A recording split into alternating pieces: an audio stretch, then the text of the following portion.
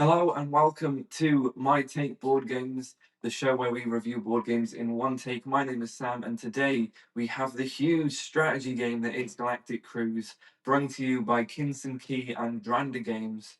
This game is huge. We played it last night with the teach and all of the learning. It took us almost 4 hours, give or take, but it quickly became one of my favorites after a couple playthroughs. This game is absolutely giant. Looking on Board Game Geek, we've got an 8.4 rating, and the weight is a 3.92. So one of the heavier games out there. But once you get to the swing of it, it really, really gets a lot easier to play. The difficult part is that teach. That teach takes so long. So if a long teach isn't up your alley, um, probably one to count out. Um, the problem with the teach comes that there are 12 actions to do. On the main game board, there are 12 different things that you can do, and you do two actions per turn when you place a worker down, and it's all iconography. So when you're placing a worker and you have to look what you can do, you've got 2 to 4 to 6 options on your turn, depending on how much infrastructure you've built throughout the game, and all you have to go off is the iconography. So unless you learn that iconography, it's quite difficult. You do have these handy dandy employee handbooks. These are references, not just one card, but a whole leaflet. And right at the front of them are descriptions of all of the different actions that you can take on your turn. It does help quite a bit, especially during the first few rounds. But just describing what they all do, that's the part that's going to take up so much time in the teach. Everything else, kind of, once you know the actions, falls into place. Everything makes sense. It's logical. This game, nothing happens for no reason. Everything you do, it makes sense. If say you're recruiting someone to go on the cruise, you can sell them the cruise beforehand, get the money from it, get the reputation from your colleagues for being able to sell people on your cruise. Or if you forget to do it, you can give them free tickets at the last minute and just sell them excursions on the cruise. But you'll lose reputation with your colleagues because you forgot to sell people. Getting fuel for the length of the trip, getting oxygen for how big your ship is, and having food for everyone, including your captain that you're going to take on your cruise. It's highly thematic. Everything is logical and makes sense, and the rule book feels more like a dictionary than a rule book. It is huge. I will say this is the rule book. This is the solo rules. I had a look through the solo rules. It seems like it's just playing the entire game uh, twice by yourself. One for the computer with automated actions that you have to follow through, one for yourself. That's going to be a crunchy one to get through. I think that's going to be closer to a 4.5 weight for the solo game instead of a 3.9. But the rules, a lot of it is gone over in the employee handbook. The employee handbook is phenomenal, I will say. In this book, you have not just all of the actions that you can do, but you also have stuff like how do I score points, cockpit scoring, how do I get, so just any resources you want, you just have every single method to get one of the resources. So while this game is huge and has so many different aspects to it throughout those 12 actions, and so many different ways to gain reputation, money, adverts, and resources, it does tell you every single way. So when before your turn, you can study this sheet and work out what the best way to maximize your turn is. You also have every single step to launching a ship, which is both in here in detail and on your playboard and iconography, just to give you reminders. You have adding a new cruise, so upgrades, detailed explanations of all the iconography, and just general turn structure and how that all works, and also a checklist that you can use before sending off a cruise. This handbook would make or break the game, and it is phenomenal. Cannot say enough good things about this player reference. Let's have a look at some of the components. My favorite part, I absolutely love cool board game components. Let's define the games, that kind of thing. So, in these incredible player trays, really well fit together, really well worked out. Everything fits pretty flush. The one thing is, there's workers here. It's curved at the bottom, and it doesn't quite sit flush unless you just push it over a little bit. It doesn't fit like as naturally as you think, but just with a little bit of work, it does all fit flush.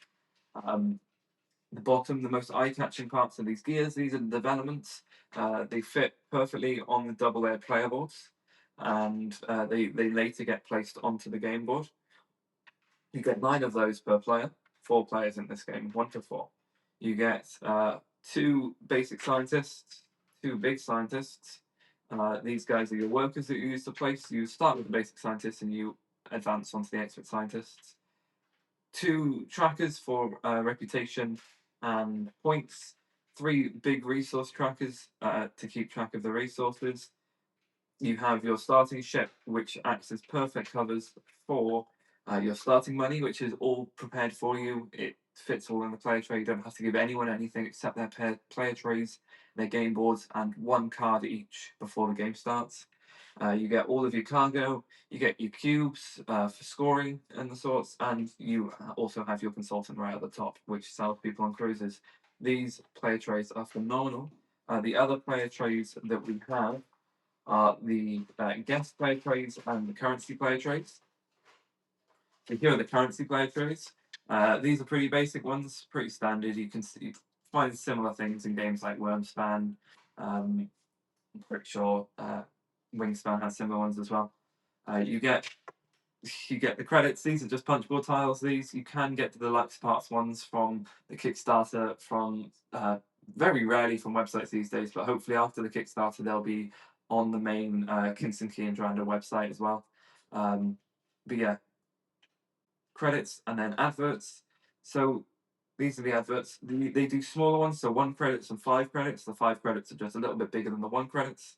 And for the adverts, they've just done 3 credits stacked on top of each other. But they are, I don't know if you can quite see them from over there. They are literally just 3 adverts stacked on top of each other. And I'm not sure if I like these. I would have just rathered an ad with the number 5 or a number 3 on it. I think these, as they take up the same space as 3 ads just stacked on top of each other by themselves, I'm not sure these were really necessary. I would have rather just a 3 on these. But that's very small, you know. Ads, you're not really ever going to get more than maybe 10 at a stretch in a game, so it's not really a big deal. The trays, though, fit very well in the box. Very happy to have them. And then this one is for the guests that you bring on the cruise. So the guests here, you have family guests, which are the blue ones, you have relaxing guests, which are the purple ones, and you have adventurous guests, which are the orange ones. They are all screen printed with just white. So you have blue and white, purple and white, orange and white. They look very nice. The blue ones do differentiate themselves enough from your own ones. It's a teal kind of for the family against the player light blue. So they do differentiate themselves. They fit very, very perfectly in here. None of them can stand up. They all have to be lying down. But yeah, I think there are 12 or 18. I'd hinder a guess of 12 for each color. They are limited, so don't lose any because there are supposed to be 12, and 12 fit exactly in here. Also in here you have your cruise routes. These fit in quite nicely. They just lie down like that. Works perfectly. No complaints there. This tray is very nice, and it's nice to be able to pass this around the table when people need to buy guests. What else have we got? We have the player board, as we mentioned earlier. They are dual layered. I'm loving this trend with games. Dual layered trays are the best thing. You have spaces for all of your cargo that you take on your flights, spaces for your resources, spaces for the cargo you drop off, and that's all. And your break room here that is recessed as well. Everything else on this board is just a nice picture, or quite often a reminder. There are so many reminders on this board. You have reminders for how to launch a cruise. You have reminders for what you can do on your turn, for each step of your turn. You have reminders for how much the scientist costs, for how your hand size, for how to pay for excursions, for all the different bonuses, and all your different income bonuses as well. Scientist reminder down here, how much it costs to place the development down there. Everything is covered on this game board, but again, it's once you learn the iconography for it, everything is reminded on here. These player boards are really good, no faults in them at all. They have space for the rocket ships on this side. They come out this way, and the blueprints here. Now,